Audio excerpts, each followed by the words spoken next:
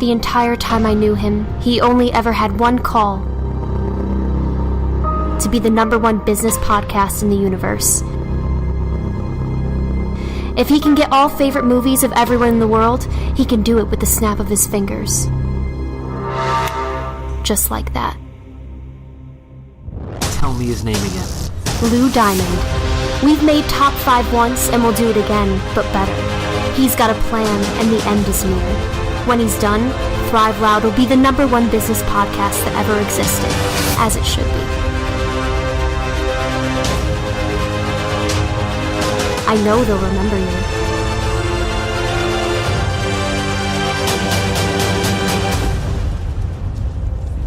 you. My name is Lou Diamond. Thrive Loud.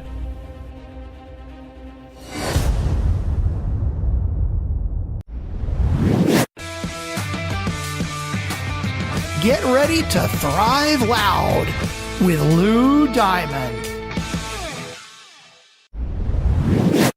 Welcome, everyone, to another episode of Thrive Loud with Lou Diamond, connecting you to the most inspiring and amazing people that are thriving each and every day.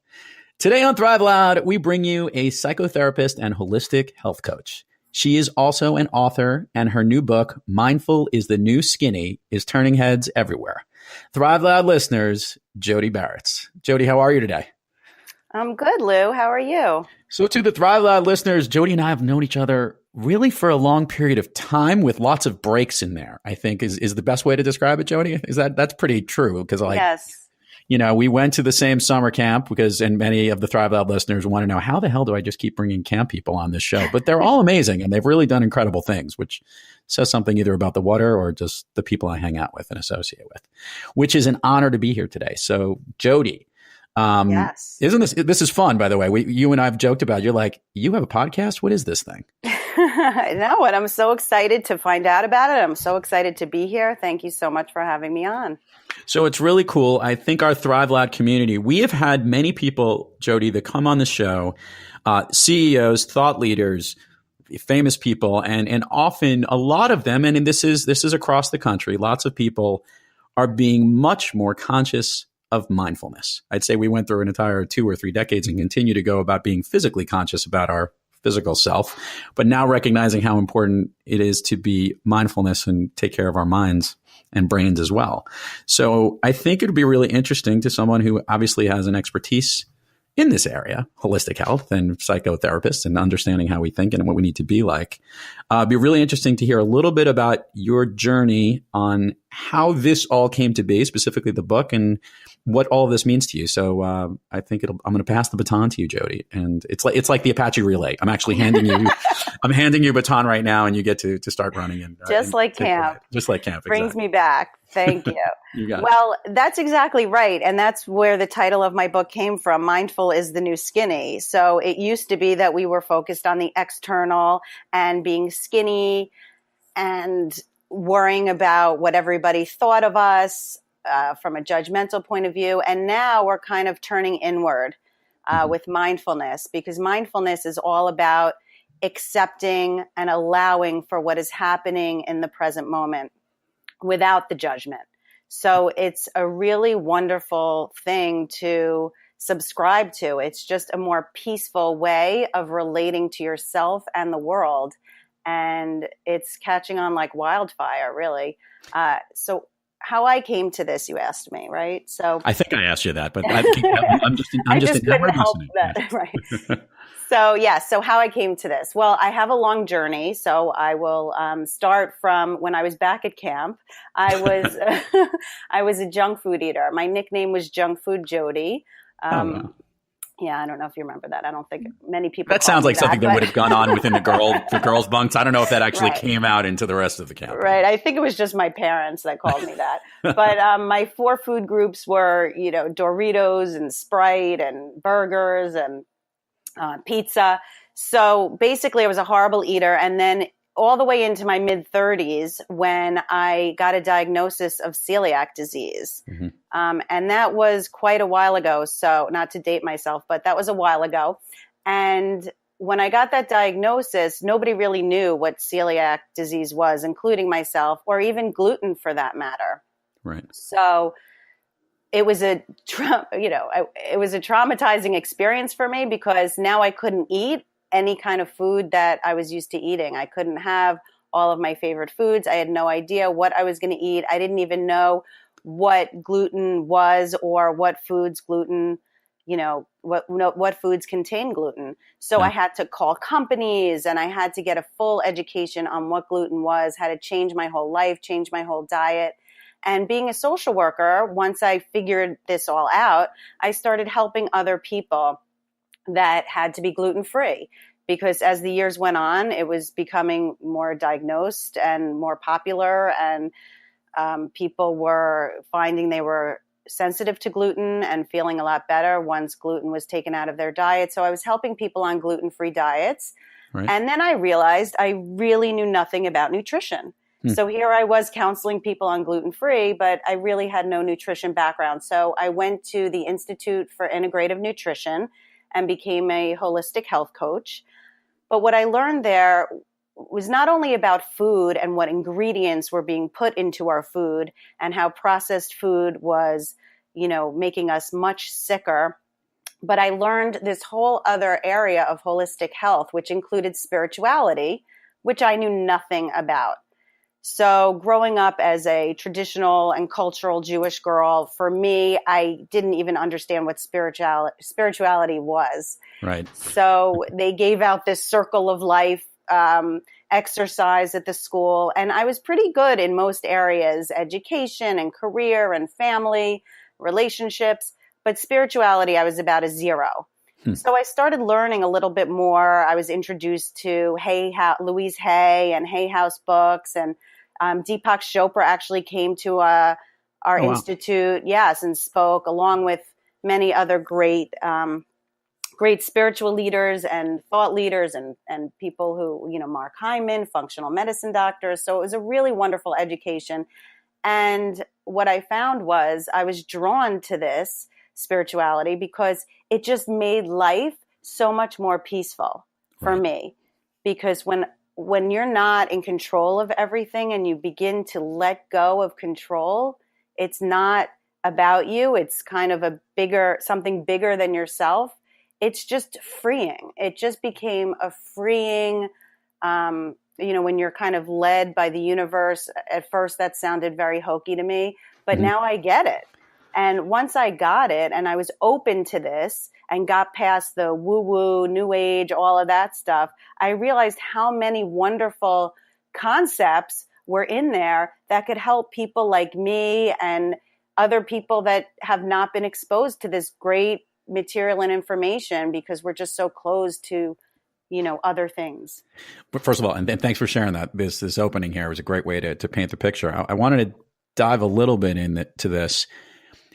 Did you being more conscious and more mindful, did it help you with some of your physical health and obviously any of the celiac related activities? Because a lot of people I've heard this who have some physical issues from whether diet or other things, when they get mindfulness, it not only is a more spiritual way of being and not only a more relaxing way, in many cases, it actually makes you feel good, and it can even minimize or dampen some of the other issues that you have physically. Absolutely. Well, first of all, when I became mindful, I had to become mindful with my food, right? Because I had to be mindful of everything I put in my mouth once I got diagnosed with celiac disease, which, for those who don't know, it is an autoimmune condition where you can't process wheat or gluten. So yes, it definitely does. And it also helps with stress, because stress, as we know, is a contributor to many different diseases. And if you can calm your body down, and the cortisol and the adrenaline and all of the things, the hormones, you're able to increase improve your physical health, improve your mental health. Stress also causes belly fat. So it helps you lose weight. It helps I'm not saying it's a cure-all for everything, but it definitely significantly helps in all areas of your life. I mean, that's what I have found. But it's a difficult, meditation is the exercise that you do to become more mindful. So, yeah, were you going to, what? Keep going. I don't want to interrupt. Go ahead. You can No, talk too. I was breathing. No, so Okay. this is actually a good question, and I was leading into this, and you're right. So, in Mindful is the New Skinny, and as you were putting these book together, and obviously in the practices that you have as a coach, talk about some of maybe the things that you specifically recommend, your practices or methodologies that you recommend to others to help them get into a game plan, because I think that's pretty interesting, because there's lots of different ways to do it. Everyone's got their own way. I'm curious, and I think the Thrive Loud community would be curious to hear how you approach this. How I approach this. Well, I meditate. Right now I'm doing 4 times a week. 20 minutes is my practice. That's impressive, by the way. I can't get past 8. It really is. It really is. Thank you. I appreciate you saying that, because it's not easy. I always say the first time I went to, that I started meditating, I went up to Omega Institute. It's a holistic Institute for Holistic Studies up in Rhinebeck. And before I meditated or any of that, I'd gone up there to do a retreat, but I thought I was just going to learn wonderful stress reduction techniques that I could bring to my clients and also help myself with my health issues and everything else. So I went up there with my notebook, planning to write everything down. And we started meditating for 45 minutes at the beginning of this retreat. And it was, very difficult for somebody who's never meditated to sit for 45 minutes. So at the end of the meditation, they were asking questions. How was that for everybody? And everybody was saying that was wonderful. That was so relaxing. This is life-changing. And I raised my hand and said, this is the most torture I've ever been through in my life. And I can't believe I signed up for 5 days of this. So I thought I was going to get kicked out, which is what I was hoping for. And the guy sitting next to me whispered in my ear, and he's like, "You're a rock star." And, and then the teacher, the instructor said, "How many other people are feeling like this?" And a third of the room raised their hand, but nobody wanted to really say anything. But I couldn't take it anymore. It was so difficult, because being on a retreat, I've heard, is like being locked in a phone booth with a crazy person. Yeah. So I want to jump in on this, because this is such an important point that you made.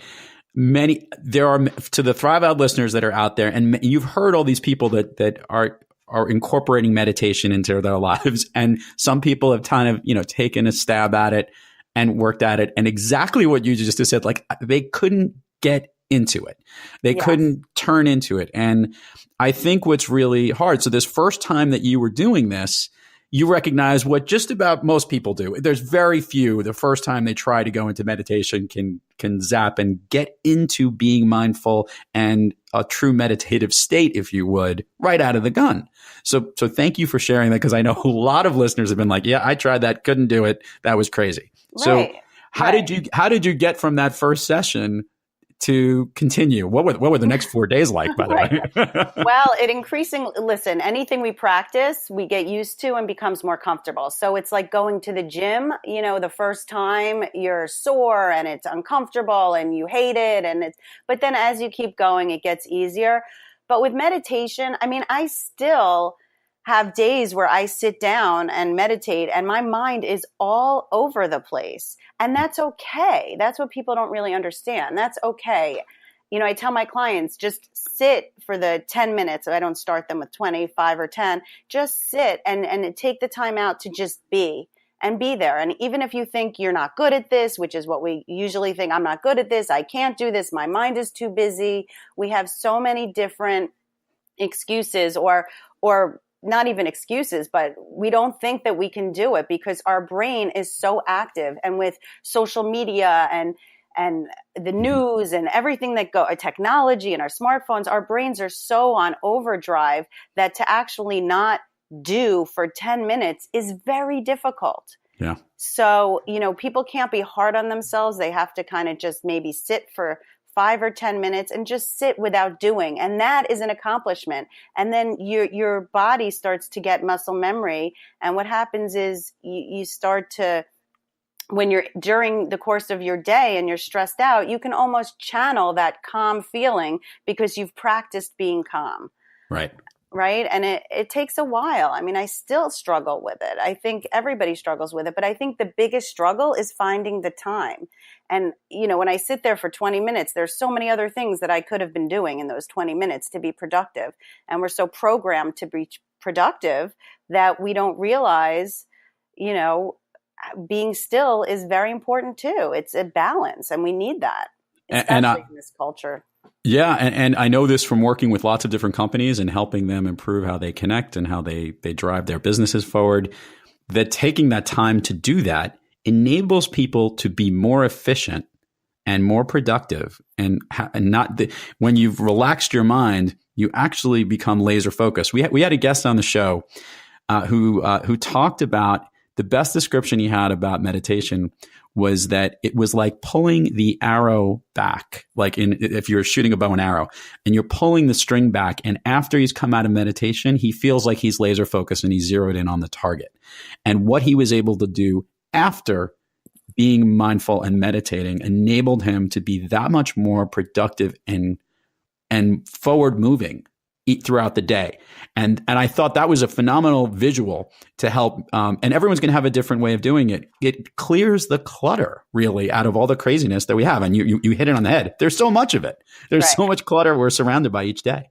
Right. And it also helps us appreciate the moment. I mean, what I did in the book is really try to get people to think about their life and their stress differently, to really change their mindset. It's not just about the meditation and, sitting and being, but it's also a whole way of relating to the world.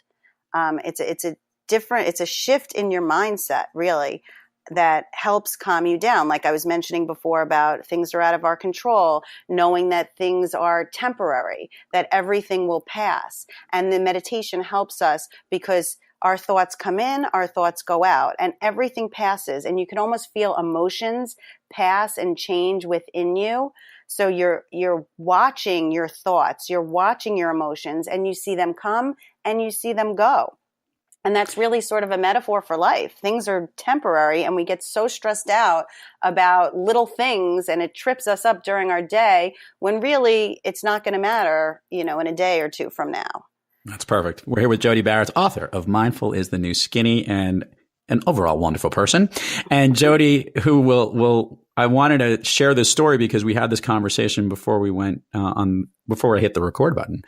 And that is that during the time that you were putting together Mindful is the New Skinny, you personally were going through a lot of stress and distractions and all the things that go with putting a book together, which, by the way, can be a very stressful process. You want to share with the Thrive Loud listeners a little bit about what was going on with you and what you utilized to get yourself through the process? Yes. So when things are calm, you practice your meditation and you're mindful and all of that. It's all well and good. But then when things get stressful, is really when this kicks into high gear. And during the process of writing this book, I hit a lot of road bumps and I was very challenged. And when you're not being mindful, you go back to your default programming or your default mode network, things that, your old patterns, let's say.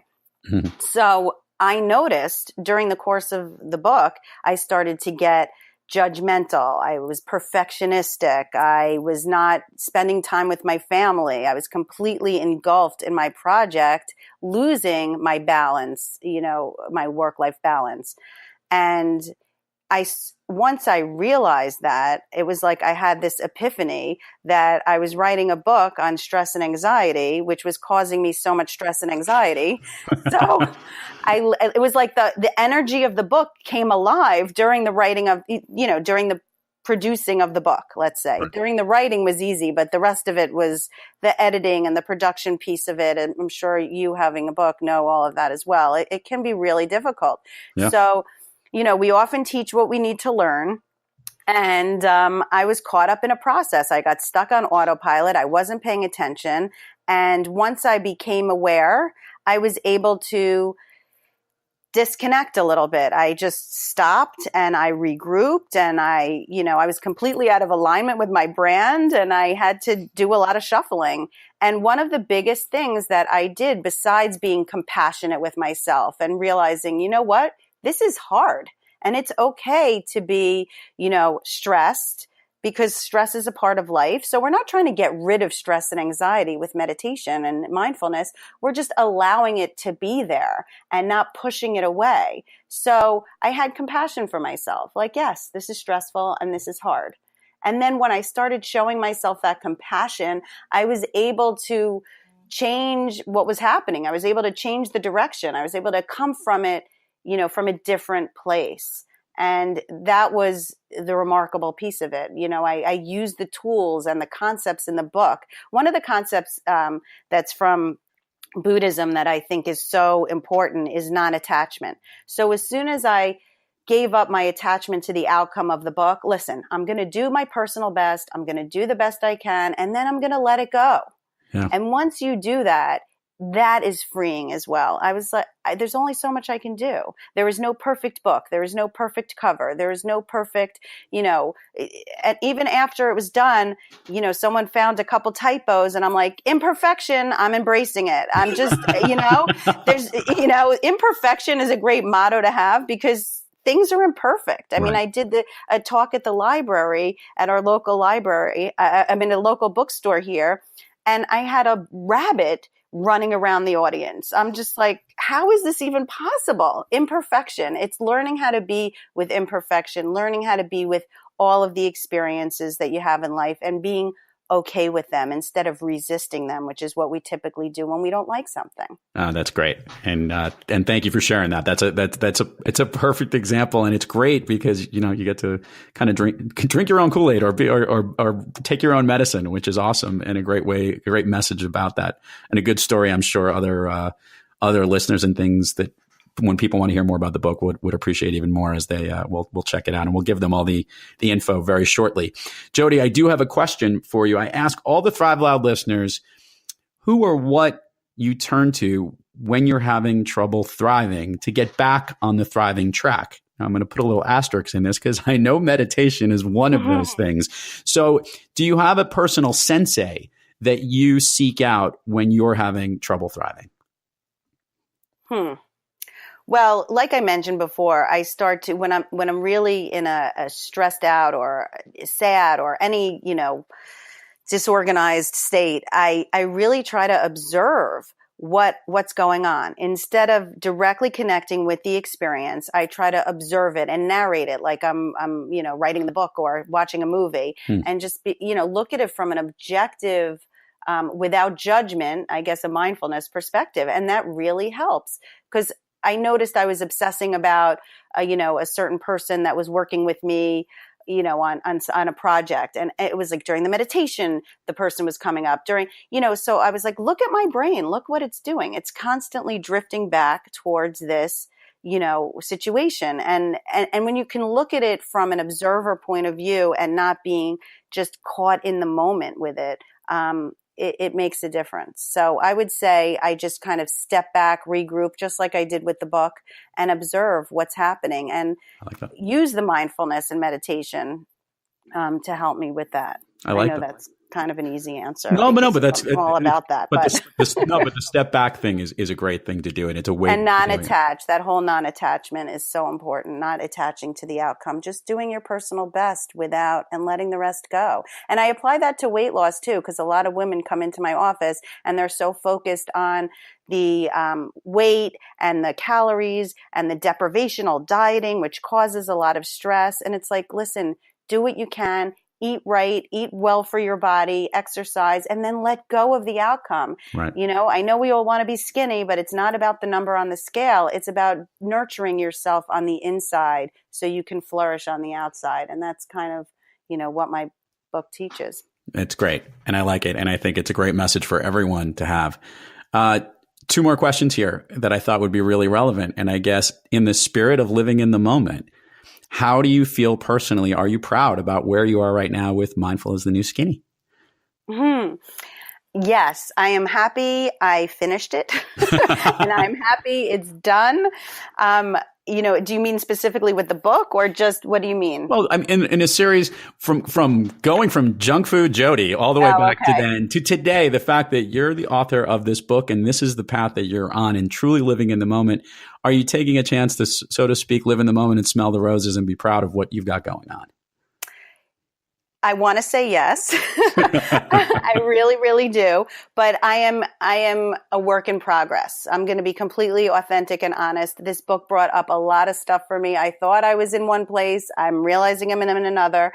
And you know what? It's all good. I'm not going to be judgmental and hard on myself. It's just a wake-up call that I need to go deeper. And this whole year was about focusing on the book and focusing on my career and my practice and my clients. And this next year, I'm going to start really going inward and going a little bit deeper. Mm-hmm. Because when I went on the retreats and I did all that, it was all about me. Then I wanted to put this out to the world, give it out, share it with others. And now I'm going to go back to myself and really do more work on myself. So, I am excited this is done. I'm very happy about it and I'm grateful and all of that. But now I'm going to refocus for myself. So help everyone here in the Thrive Lab community know all the places they could find Mindful is the New Skinny, learn more about Jodi. This is your chance to plug away here. And we will provide all of the links as well in the show notes. So, but it's always better when it comes straight from you. All right, great. So my website is jodibaretz.com. And you can buy the book, Mindful is the New Skinny, on Amazon. And I have a Facebook group called Mindful Moms. On Instagram as Mindful is the New Skinny, and Facebook, you could follow me on Mindful is the New Skinny with Jodi Baretz.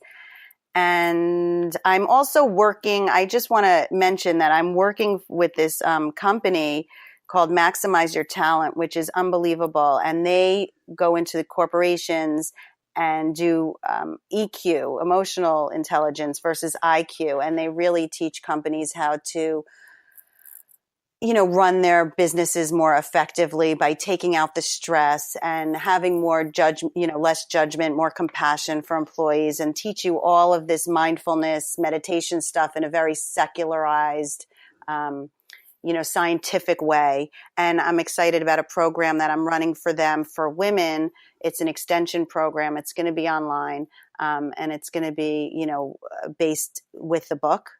And I also have a meditation and resource area with the book, which you can just scan on QR codes and it leads you to, you can listen to meditations and visualizations. So if you get the book, Mindful is the New Skinny, you can meditate on your own through the QR codes. Also recipes and lots of other things are there as well. But I will be running a program through Maximize Your Talent if you are interested in that as well. So awesome. That was great. Lots of plugs. I've got a lot of typing to do in the show notes. That's for sure. Sorry. No. It's a lot going on. That's what, and that's a good spot to be in. And it's truly living in the moment. So Jodi Baretz, signature question here on Thrive Loud, your all-time favorite movie? I know that you asked that, and I've listened to other podcasts, and I've thought a lot about this, but the movie, I don't know about all-time favorite movie. One of the movies that influenced my life the most, you're going to laugh at me, is Food, Inc. Oh, I know it. Yeah. You didn't watch that? Because when I watched that movie, that was before I went to IIN. That was a complete eye-opener for me about food. I mean, these days we're so much more aware of what's being put in our food. But back then when I watched that movie, it was just a completely eye-opening experience. And the movie that I currently love is I Feel Pretty by Amy Schumer. I love comedies and she's hysterical. And I don't know what about the reviews, but it really was the message of my book when I was watching it. It's really about mindset. It's how you feel about yourself and in your body. And if you have confidence is sexy. That's what's sexy. Not being skinny, not being real thin, but confidence. And she had confidence because she thought she looked amazing and her whole life opened up for her. So go see that movie if you haven't already. I mean, I loved it. I love it. So a very tactical, and both sides for you there. We're covering the food and obviously the state of mind, which is great. So you see, we covered the whole thing. You just bookended this very well. Put a little cap on it. So nice job, Jodi. Thank you. Thanks so much for coming on the show. It was a pleasure to have you. I love being here. Thanks so much, Lou. Truly a pleasure. And to all the Thrive Loud listeners out there, keep thriving onward and upward. And remember, be brief, be bright, be gone. You've been listening to Thrive Loud with your host, Lou Diamond. Make sure to subscribe on iTunes, Overcast, or wherever you get your podcasts. And follow us on Twitter, Facebook, and Instagram at Thrive Loud. Or find us on the web at thriveloud.com.